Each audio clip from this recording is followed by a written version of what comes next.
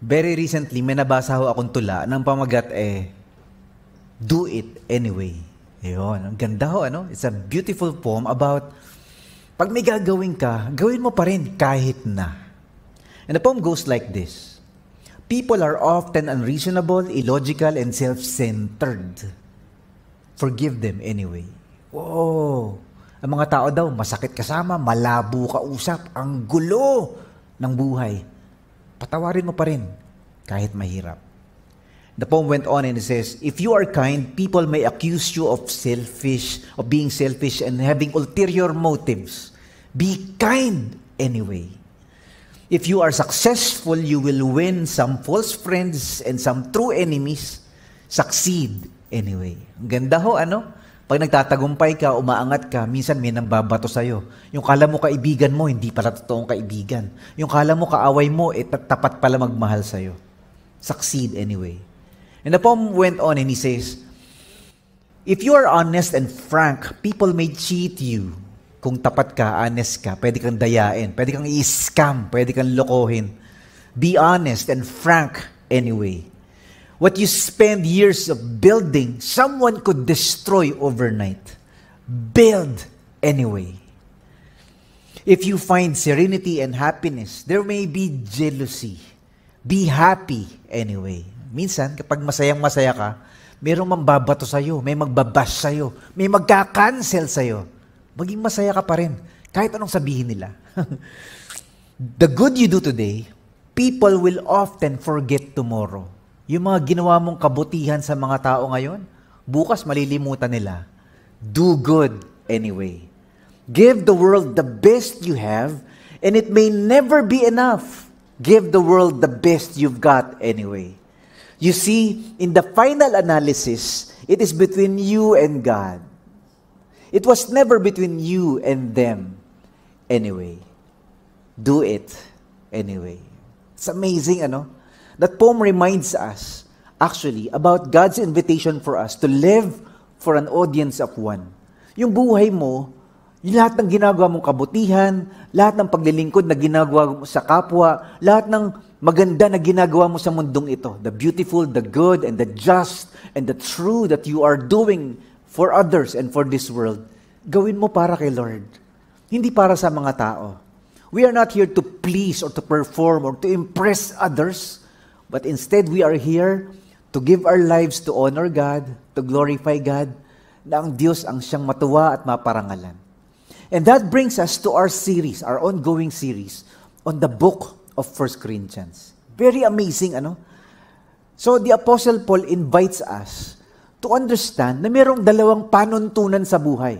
The ways of the world and the ways of the cross. Yung patakaran ng mundo at panuntunan ng Diyos, pamamaraan ng Diyos, nakakaiba sa mga values na kinalakihan natin sa mundong ito. And so today we continue with 1 Corinthians chapter 4, verses 1 to 7, na pinamagatang Christian leaders na dapat gayahin. Yan, ano? Sa chapter 4, the Apostle Paul is actually talking about the kind of leaders, the quality of leadership na hinahanap ng Diyos. The kind of leaders that contributes to unity in the church, to harmony in the church. In other words, parang sinasabi sa atin ni Apostle Paul, na mayroong dalawang paraan para matigil yung yabangan sa simbahan, para matigil yung away-away at gulo sa simbahan, to minimize or prevent divisions and quarreling and jealousy in the church. One way is that we seek the wisdom of God, yung karunungan na galing sa Diyos. Hindi yung karunungan na galing sa mundo na puro pataasan at pagalingan, kundi the wisdom from God is the wisdom of the cross. Nagmamahal, napapatawad, naglilingkod. Yun ang totoong magaling sa mata ni Lord. And chapter 4 introduces us to another antidote to quarreling and jealousy and division. Paano ba matitigilan ng hiwalayan, Pastor Mike? Paano ba matitigilan ng yabangan? Paano ba matitigilan ng away-away sa mga relasyon, sa pamilya, at lalo na sa simbahan? And he says, there is a type of leadership that the world promotes, but there's a type of leadership that God endorses. Merong uri ng pamumuno na dapat nating kopyahin, gayahin, at sundan. In other words, si Apostle Paul, binabanggit niya na siya ay isa sa mga leader na sumusunod sa hakbang ni Jesus, the kind of leader that we want to emulate. In fact, he describes his relationship with the Corinthian Christians in 5 ways. Una, sabi niya, Apostle Paul uses several metaphors to describe his relationship with the Christians in Corinth. No? Una, sabi niya, I am like a farmer to you. Parang kayo mga bukid, ako nagtatanim. I planted the seeds, he says, but God causes the growth. So it's a metaphor, it's a picture of a leader planting God's truth in our lives, planting love in our lives, kindness in our lives. So minsan, mayroong mga nagtatanim pala sa buhay mo, meron ka mga mentors, meron ka mga teachers, meron ka mga pastors, meron kang mga coaches or counselors or mga Christian leaders na nag-i-invest sa buhay mo. Tinuturuan ka mabuhay ng tama. Tinuturuan ka magmahal ng tama. Tinuturuan kang pumili ng tama. And that is the Apostle Paul's description of himself. I am like a farmer to you. I planted the seeds of the good news in your heart para magbunga palaguin ni Lord. Ang galing Pangalawa, sinasabi rin niya, I am like a builder to you. You are like a building, God's building. Kayong mga tagasunod ni Jesus, the Church of God, is like a building and He is like a builder. Pinipili niya yung tamang mga gamit para maging matibay yung buhay natin. But the church is built of things that will last. Hindi para pag dumaan ng sunog, ubus lahat. Sunog lahat kasi yung mga materyales palang ginamit sa ating ministry, sa ating relationships, sa ating church, ay puro mga pangsarili, puro pala hindi nakabatay sa Panginoong Jesus.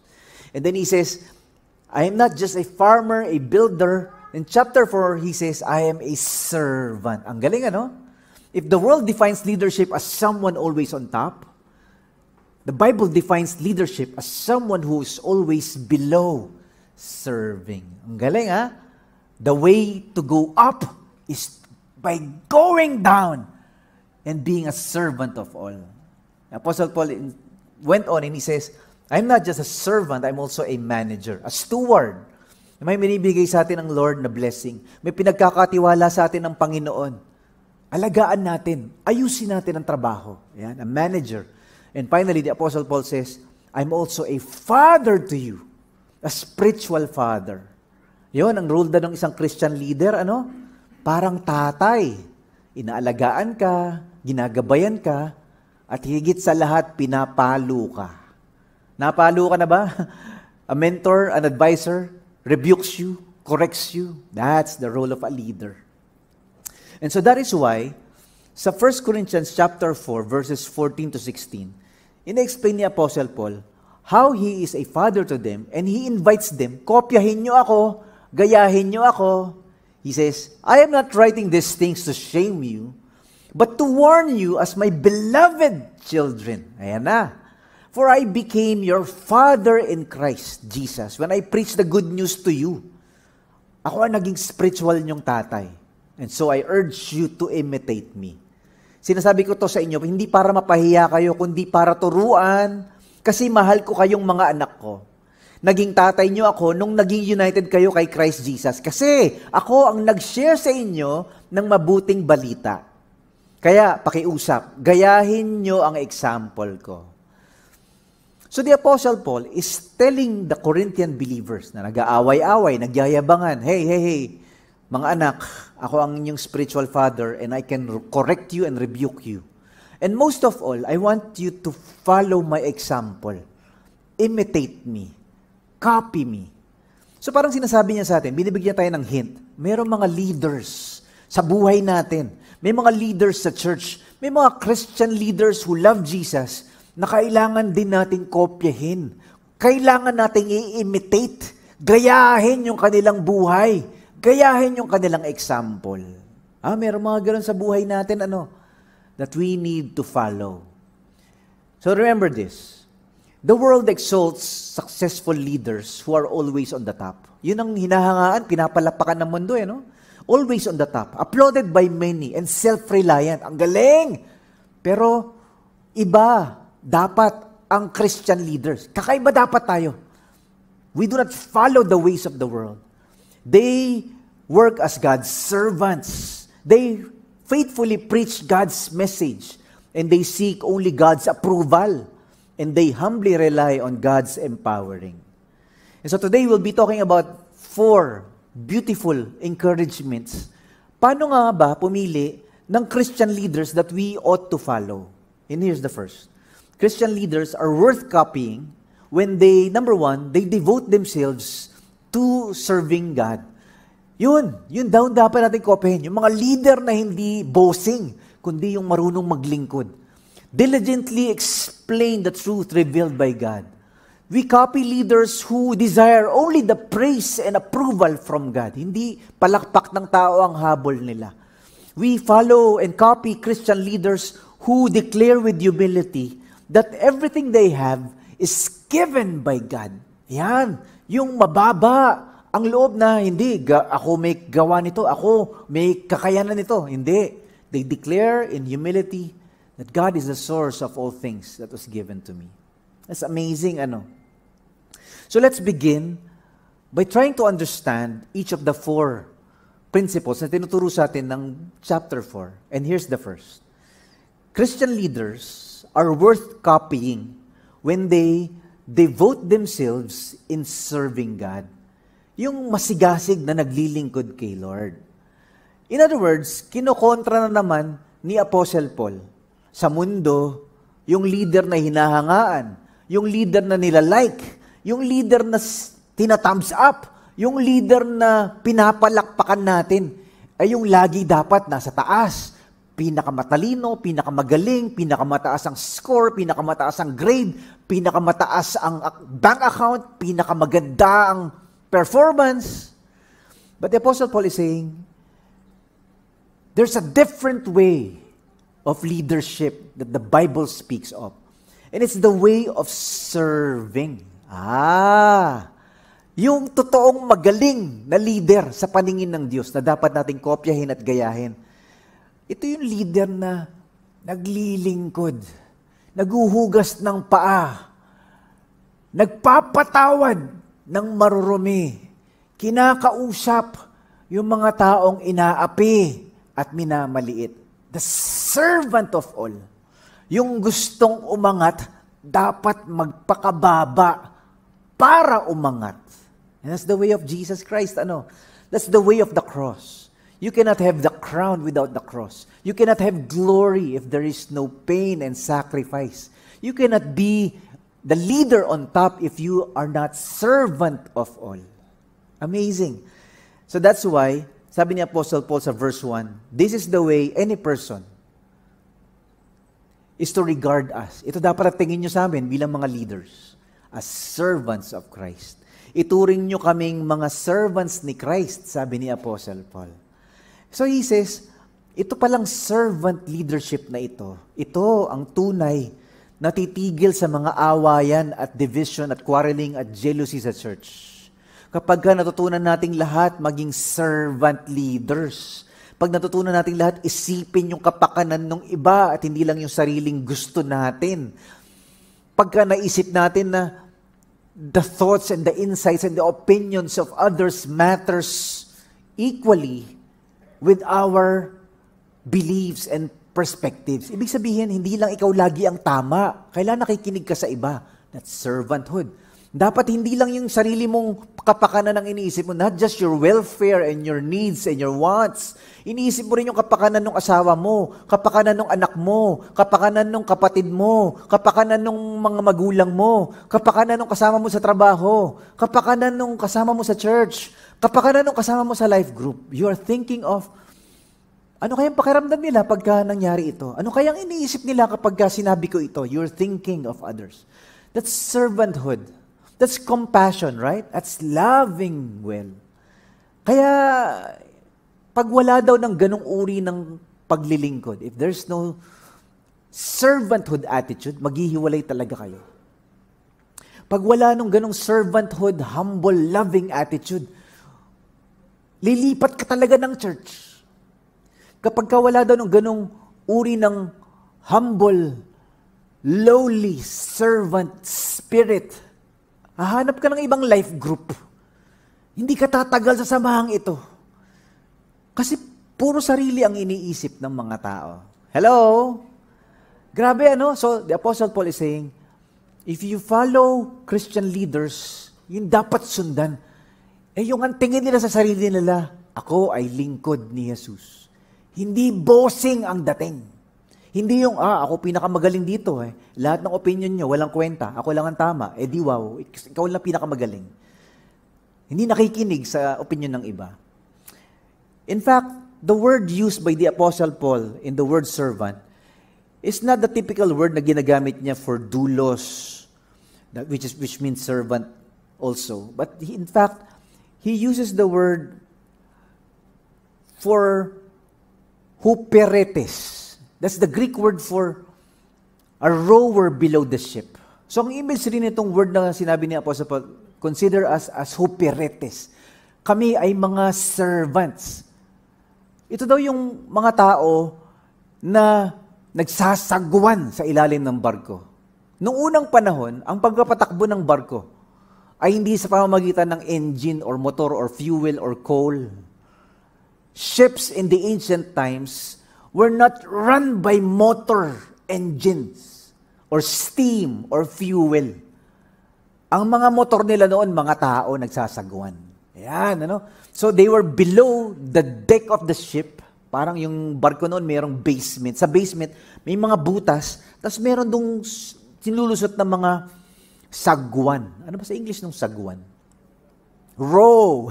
so there are dozens of people rowing. So if you have hundreds of rowers, huperetes, servants doing that, mas mabilis yung takbo.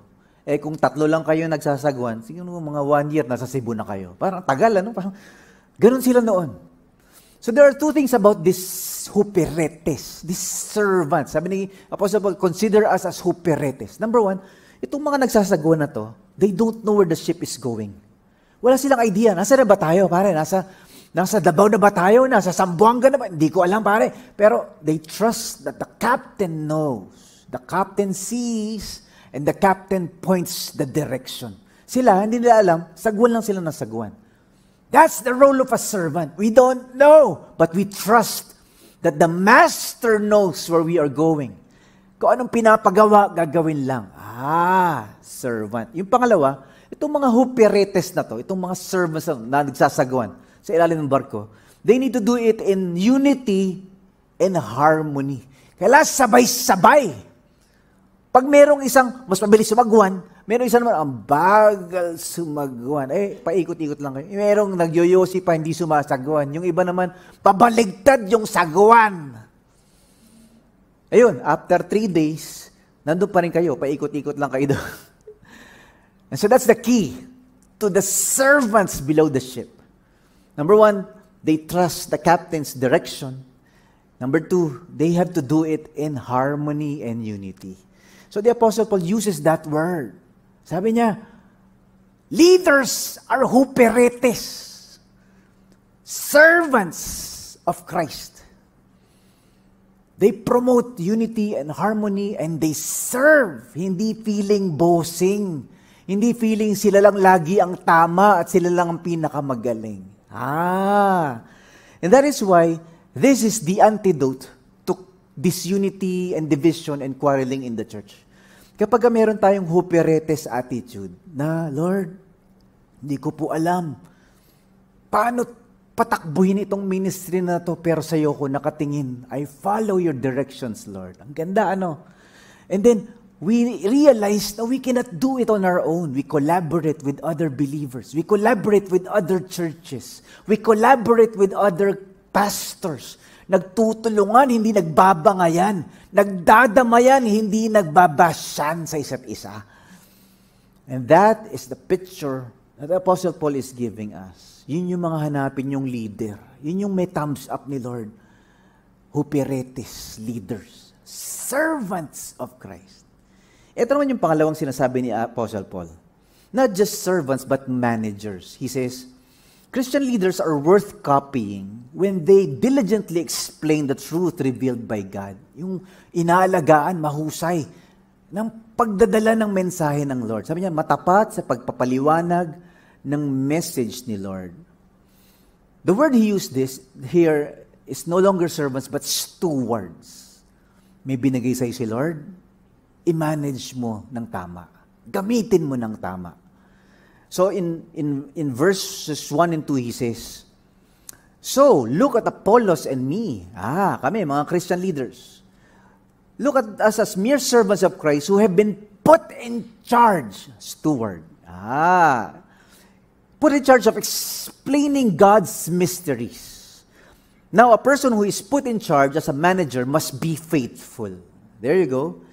Ituring nyo kaming mga servants ni Christ na pinagkatiwalaan ng mga mystery ng Diyos. Obligasyon ng mga nagsiserve na maging tapat sa master nila. The Greek word used here for the word servant is oikonomos. Ito yung salita na steward ang dating dito. Taking care of what has been entrusted to you. Ibig sabihin nito, pag may binigay sa iyo si Lord na pinagkatiwala niya sa iyo, you manage it well. In this case, sinasabi ni Apostle Paul, he was entrusted with the mysteries of God. Ano ba itong mysteries of God na ito, Pastor Mike? Ito daw yung mensahe tungkol sa kaligtasan. It's about the good news. It's about the gospel of Jesus Christ. Noon, misteryo ito, hindi maintindihan ng mga tao. Paano nga ba pupunta sa langit? It's a mystery to them. Hindi nila maintindihan, ano nga bang plano ng Diyos? Paano tayo maligtas sa ating mga kasalanan? They thought it's about religion. They thought it was about following the law. They thought it's about being good and doing good works and being religious and following regulations. Hindi pala yun ang ticket papunta sa langit. Bagkus, the mystery revealed was Jesus Christ. God, loving the world, sent Jesus Christ to die for the sins of every person, every sinner, so that whosoever believes in Him shall not perish but have everlasting life. Yun daw ang ibig sabihin ng mystery na yun. It's the mystery finally revealed na si Jesus ang tagapagligtas, na dumating na ang Messiah, dumating na ang nagbayad sa ating mga kasalanan. Ang sino mang sa Kanya'y magtiwala ay hindi mapapahamak, kundi magkakaroon ng buhay na walang hanggan. Apostle Paul say, this good news, this gospel message was entrusted to Christian leaders. And we need to become good managers of what God has entrusted to us. Kailangan ingatan mo, wag mo hayaan mahaluan ng maling turo, wag mo hayaan mahaluan ng mga kalokohan, wag mo hayaan mahaluan itong good news na ito ng mga turo na taliwas sa salita ng Diyos. That is the call for managers. The call for stewards. Ganon din sa buhay natin, mga pansinin nyo, pag may binigay ang Panginoon sa'yo, ingatan mo, mahalin mo, alagaan mo, gamitin mo ng tama. That's the call to stewardship. Binigyan ka ni Lord ng good health. Ingatan mo. Huwag mo abusuhin. Di ba? Sinabi ng doktor, okay ang cholesterol mo, okay ang hypertension mo, okay ang sugar mo, okay ang uric mo. Ayun. Pare, pwede na ako mag-yosi. Pwede na ako maglaklak. Pwede na ako magpuyat. Hindi. Stewardship is about taking care of what God has given to you. Binigyan ka ni Lord ng magandang pamilya. Alagaan mo. Mahalin mo. Huwag mo saktan, huwag mo awayin, huwag mo abusuhin. Yan, It's a call to stewardship. Binigyan ka ni Lord ng magandang trabaho. Binigyan ka ni Lord ng negosyo. Binigyan ka ni Lord ng ganitong karaming blessing, walang iba. Alagaan mo. Ipunin mo. Ingatan mo. Gamitin mo ng tama. You were blessed to bless others, to help the poor, to show kindness to the needy. Yon. That's stewardship. Ganon din sa truth. When God gives us truth, God's word, the gospel, the good news, the truth about Jesus Christ, you become a good steward of that mystery, of that truth. You proclaim the message, you understand it well, and you explain it well. Yan. That's the second criteria na hinahanap ni Apostle Paul. Sabi niya, if you follow Christian leaders, look for those who are faithful stewards of the truth. Yung galing mag-manage ng binigay ni Lord sa kanyang mga giftings. Di ba? The third aspect of this beautiful truth, an invitation to follow Christian leaders. Sabi ni Apostle Paul, Christian leaders who are worth copying are those who desire only the praise and approval from God. Hindi naghahanap ng palakpak ng tao, kundi palakpak ng Diyos. May pusong ang hanap lang ay ang thumbs up ni Lord. Galing, Sa mundo raw, paramihan ng like, paramihan ng followers, paramihan ng subscribers, paramihan ng palakpak, paramihan ng awards, paramihan ng trophy. Yun ang idea natin ng leader. Leader yan kasi maraming award yan, maraming follower yan, maraming fans yan, maraming nagla-like dyan. But true leadership in the eyes of God is opposite the world's expectations. Apostle Paul says, the Christian leader worth following are those who live for an audience of one.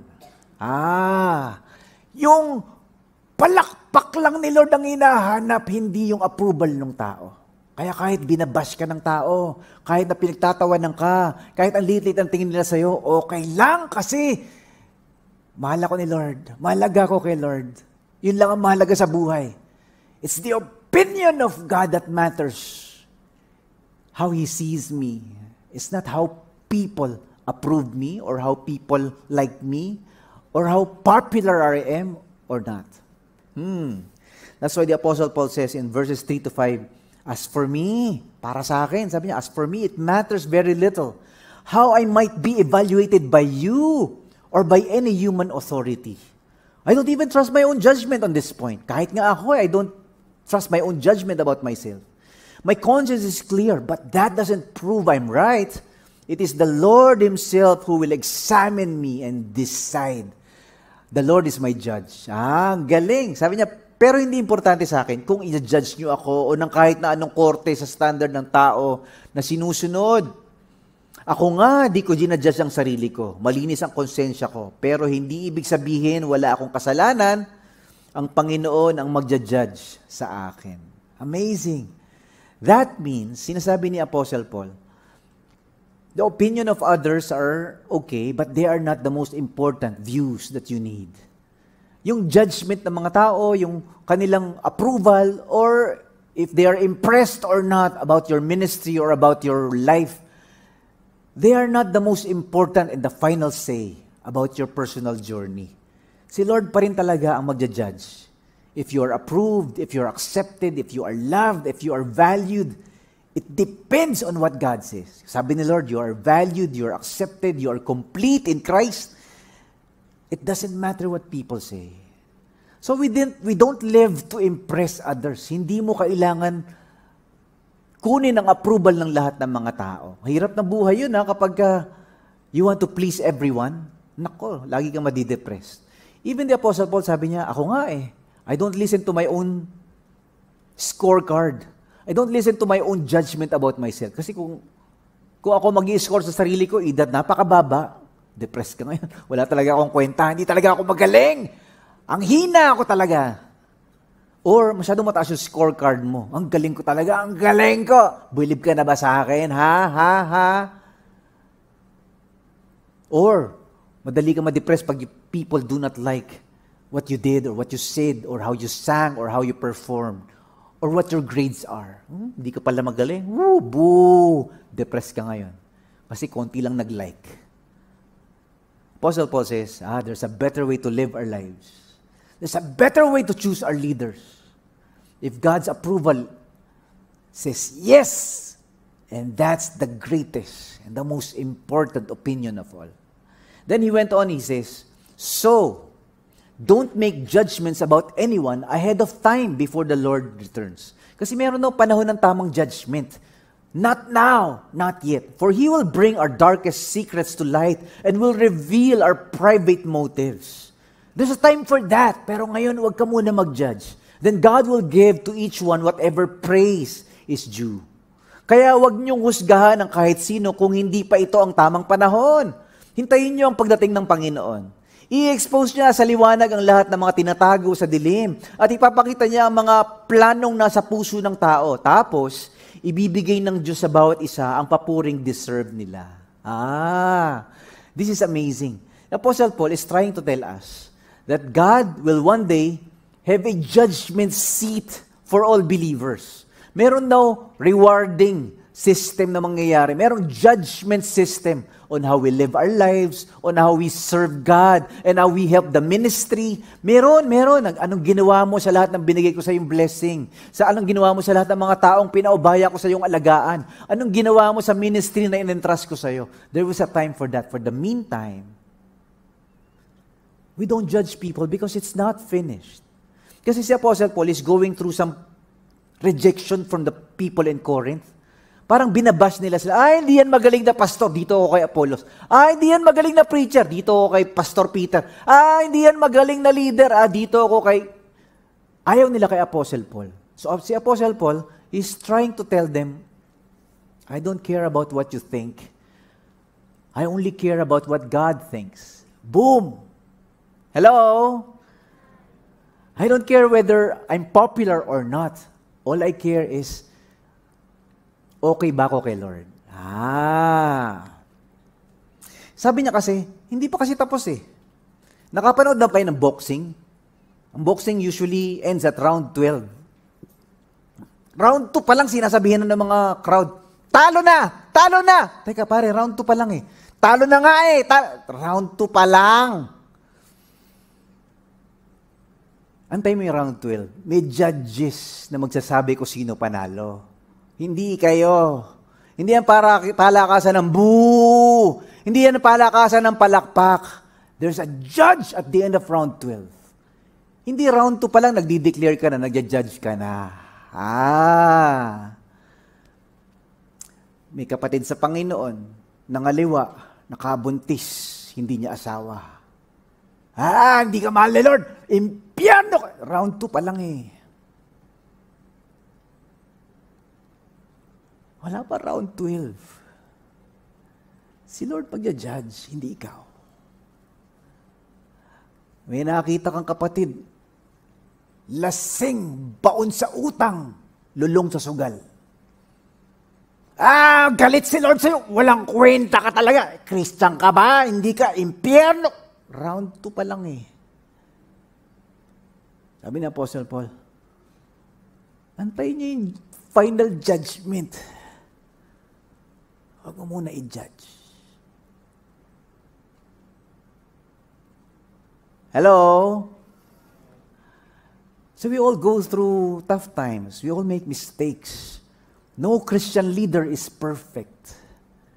Nagkakamali.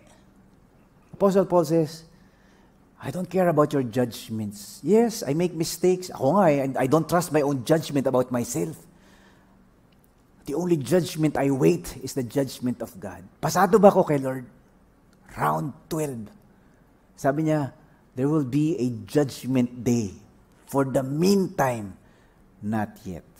That's why we respect each other's journey and we trust that the grace of God is producing holiness in us. Hindi tayo basta-basta nagsasabi na wala nang pag-asa. Pare, kalimutan mo na yan. Hayaan mo na, mabulok sa kulungan yan. Wala nang pag-asa. Pare, round 2 pa lang. It's at the final chapter. Di ba? Nakakita ka na ba ng novel? Hindi mo tinapos yung final chapter? Chapter 2, chapter 3, sinara mo na yung libro. Pangit ng kwento nito. Hindi mo tinapos eh. Nakapanood ka ba sa Netflix? Hanggang season 10 yung pelikula. Season 3, nag-judge ka na. Pangit! Pangit ng ending. Hindi mo nga pinanood yung ending eh. Hello? Ganito daw sa buhay ng bawat isa sa atin. Maganda nga maglagay tayo ng t-shirt, no? I'm not yet at the final ending. I'm not yet at the final chapter of my life. I'm just at the beginning journey. Don't judge the book by its chapters. And there are dark chapters. There are painful chapters. You make mistakes. You make stupid decisions. You hurt people. You are selfish and arrogant. May ganong chapter eh. You don't judge the final story of the book by its ugly chapter. And that is why the Apostle Paul invites us, you choose leaders who seek the approval of God, not the applause of people. Number 4, he says, Christian leaders are worth copying when they declare with humility that everything they have is given by God. Sabi niya, yung mga nagpapakumbaba na inaamin na ang lahat ng meron siya ay galing kay Lord. In other words, huwag niyong piliin, sundan o kopyahin yung mga leader na ang tingin nila lahat ng kanilang kagalingan ay dahil sa kanilang self-effort, sa kanilang self-wisdom, sa kanilang self-strength, sa kanilang mga self-initiative. Parang ako, ang galing ko kasi ang talino ko, ang galing ko kasi mayaman ako, ang galing ko kasi mahusay akong dumiskarte, ang galing ko kasi marami ang tagahanga. Apostle Paul says, hindi ba naman lahat yan galang kay Lord? Huwag kayong magyabangan, huwag kayong magkampihan, huwag kayong magpagalingan. Mas magaling to teacher ko, mas magaling tong pastor ko, mas magaling tong church ko, mas magaling tong ministry ko. The antidote to quarreling and division and jealousy is when we actually realize, galing pala kay Lord lahat yan.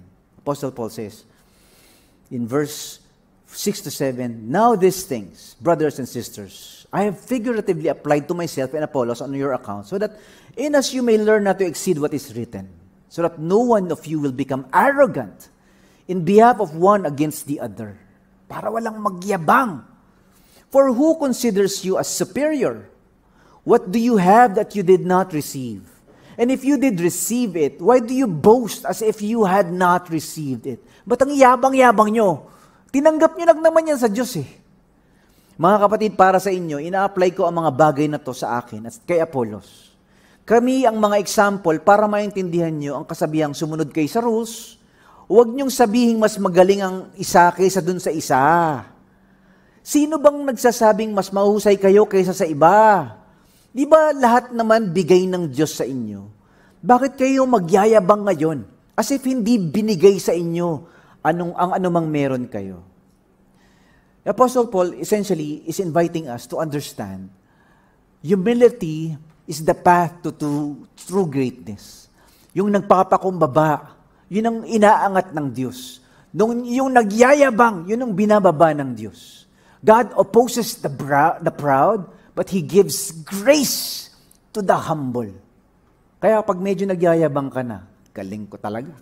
Ibang klase talaga ako. Ang talino ko talaga. Ang husay ko talaga.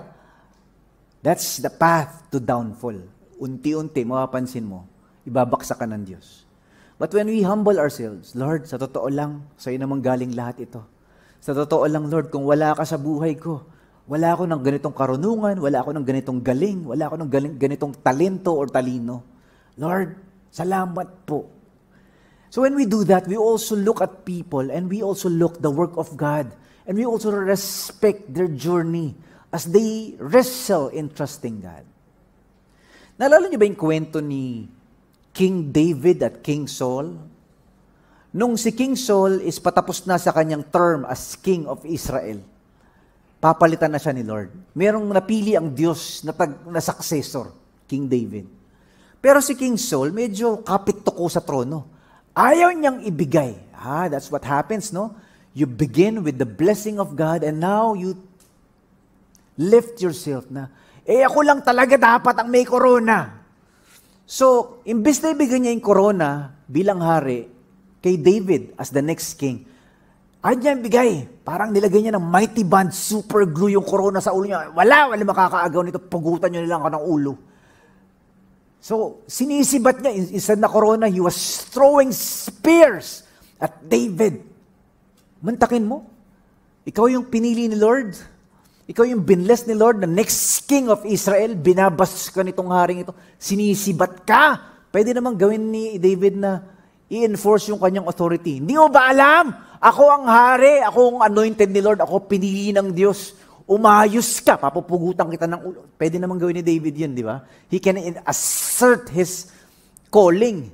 and his anointing. But instead, umiiyak si David, sinisibat siya ng baliw na hari. Umiilag na lang siya. He quietly walked out. Quietly hid in caves, running for his life. Kaya malapit si David sa puso ng Diyos eh. Hindi niya tinapatan ng yabangan yung yabang ni King Saul. Tinapatan niya yung yabang ng pagpapakumbaba. Di ba, nagtatago siya sa isang kuweba, hinahunting siya ni King Saul, kasama yung kanyang mga army. Papatayin ko yung David na yan para walang sumunod na hari. Habang naghahabol sila, naghahanap sila sa bundok, nag-CR break. CR break muna, CR, naihina ako. So, nag-CR break si King Saul sa isang kuweba. So, nagwiwiwi siya. Habang nagwiwiwi siya, si David nasa loob ng kuweba, tulugan niya yun eh. Anong gagawin mo? Yung tulugan mo, iniihan nung kaaway mo. Ay, grabe ah. So, binubulungan siya nung kanya mga kasamang mga sundalo. Sabi niya, Sir, pagkakataon mo na. Patayin na natin yan. Yung umiihi na yan. Patayin. Habang wala siyang hawak na espada, habang wala siyang bodyguard, dito pa nag-CR break sa kuweba natin. Ano ba? Pupulbusing. So, pwede na nating saksakin yan. Sabi ni David, wag. Bahala si Lord. I will dare not touch the Lord's anointed. Bahala ang Diyos. Grabe, no? This is the kind of leadership the Apostle Paul is telling us.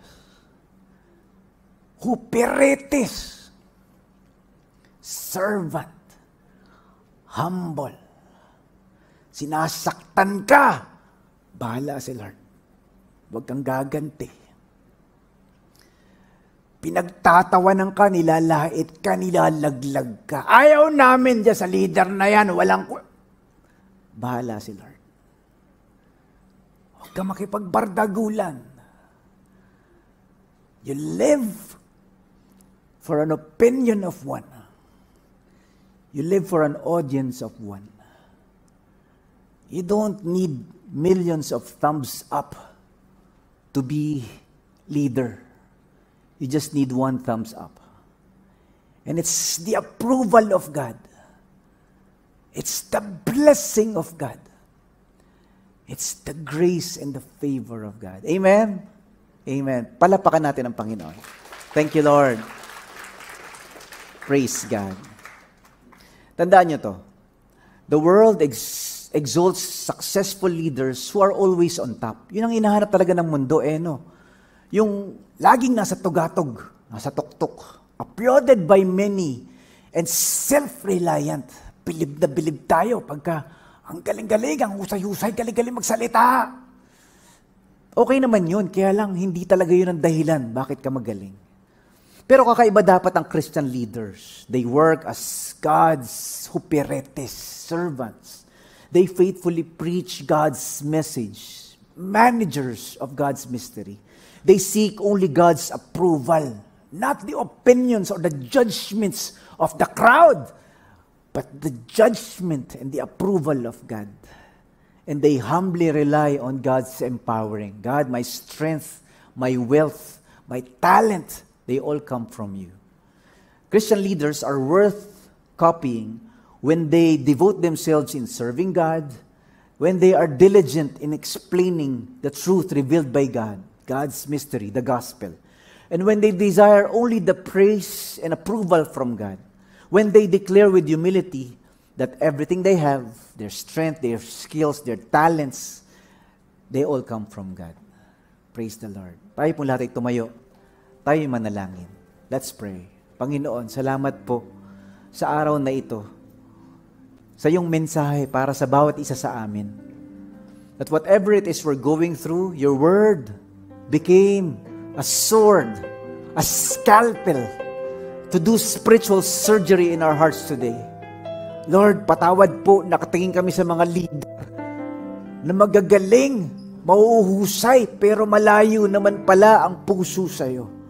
Help us to look and copy and imitate and follow the leaders who are servants, who are humble, and who are dependent on your provision, and who seek the approval of God, not the applause of men. Panginoon, turuan mo po kami na maging ganong klaseng mga mananampalataya, na yung hinahabol-habol namin ay hindi yung opinion ng tao, yung pagtanggap ng mga tao, at yung palakpak ng tao, kundi ang hinahanap namin, Panginoon, ay yung ngiti ng iyong puso at yung approval ng iyong sa aming mga buhay. Thank you, Lord. Thank you, Lord.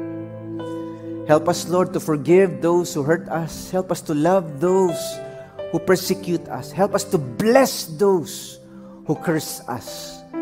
As leaders, Lord, help us to be like Christ, to follow the way of the cross, the wisdom of the cross, and the leadership found through the cross, to serve, to love, to give our lives for the honor of the one who calls us. Thank you, Lord.